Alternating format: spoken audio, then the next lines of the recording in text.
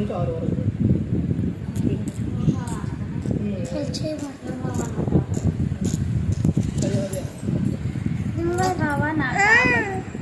నాకు లేని కలగదు. ఖచ్చిత గల చోట్లను ఆయన నన్ను పరుండజేయుచున్నాడు. శాంతికరమైన జలయొద్ద నన్ను నడిపించుచున్నాడు. నా ప్రాణమునకు ఆయన సేద తీర్చును.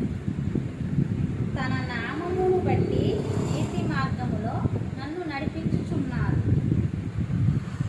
గాఢంధకారపు లోయలో నేను సంచరించినను ఏ అపాయమునకు భయపడను. నీవు నాకు తోడైయుందువు.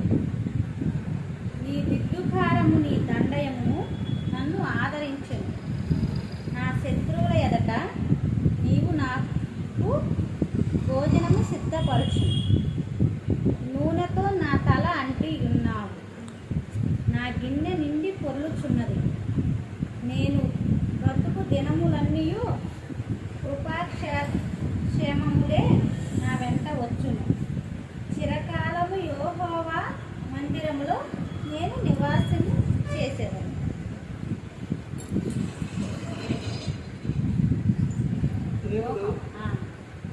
తండ్రైన దేవుడు లోకంలోనే ప్రతి ఒక్కరు కూడా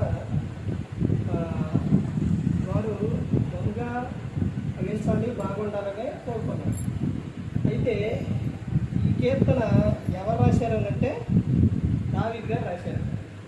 ఈ కీర్తన ఆయన అరణ్య ప్రాంతంలో ఉన్నప్పుడు ఆయన అక్కడ ఉండి రాస్తున్న కీర్తన ఈ 23వ కీర్తన. ఈ 23వ కీర్తనలో దావీదు గారు ఏమని చెప్తున్నారంటే, యెహోవా నా కాపరి, ఆయన మనకు కాపరిగా ఉంటే మనకు లేమి కలుగదు.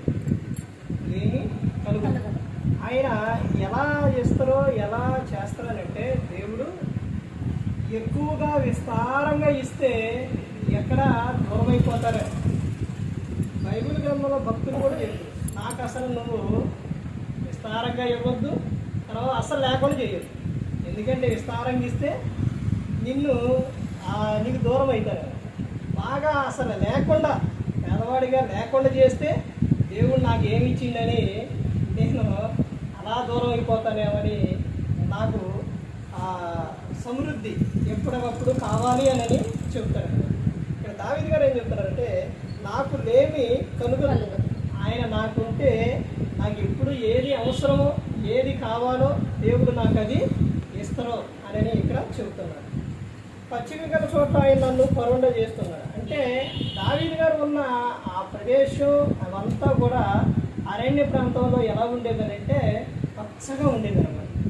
అలాంటి చోట్ల నన్ను ఆయన ఏం చేస్తారంటే పరుండ చేస్తారు. చక్కగా ప్రశాంతమైన వాతావరణం, చక్కగా మంచిగా ఉన్న ప్రదేశం, అలాంటి చాటు దేవుడు నన్ను పరుండ చేస్తాడు. శాంతికరమైన జనముల యొద్ద నన్ను నడిపిస్తాడు అని దావీదు